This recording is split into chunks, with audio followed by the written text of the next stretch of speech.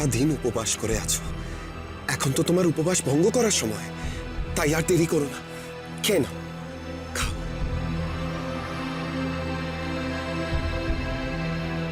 ওই শরবত খাবেন না যুবরানী।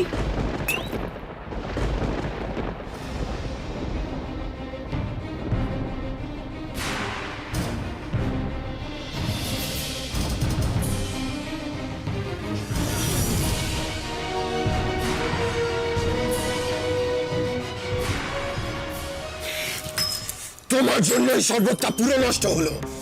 কেন খেতে বারণ করলে বলো? আমাকে মার্জনা করবেন যুবরাজ, আসলে আমি জানতাম না। আমাদের রাজপাচক আমিষ রান্না করা হাতে ওই শরবতটা স্পর্শ করেছিলেন, আর তিনি আমাকে তা জানাননি। তাই তিনি নতুন করে আবার যুবরানীর জন্য শরবত তৈরি করে দিয়েছেন।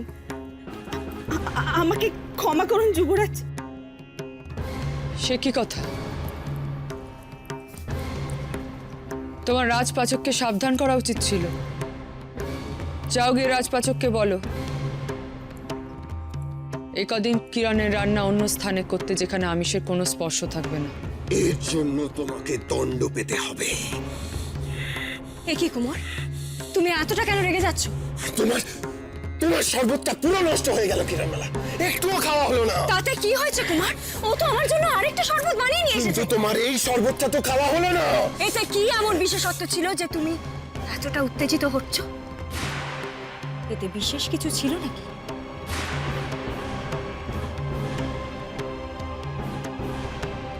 না কিরণমালা, আমি শরবতটা নিজের হাতে তোমার মুখে তুলে দিয়েছিলাম।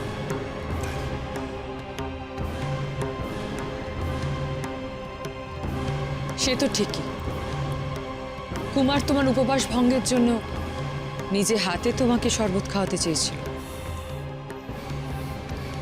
তুমি এক কাজ করো, তুমি ওই শরবতটা কুমারকে দাও। কুমার, আমার উপবাস ভঙ্গ করার জন্য তুমি তো আমাকে নিজে হাতে শরবত খাইয়ে দিতে চেয়েছিলে। তুমি আমায় নিজে হাতে শরবত খাইয়ে দাও, তাহলে তোমার মনোবাসনাও পূর্ণ হবে। ঠিকই তো। যাও দাসী, শরবতের পাত্রটা কুমারের হাতে তুলে দাও।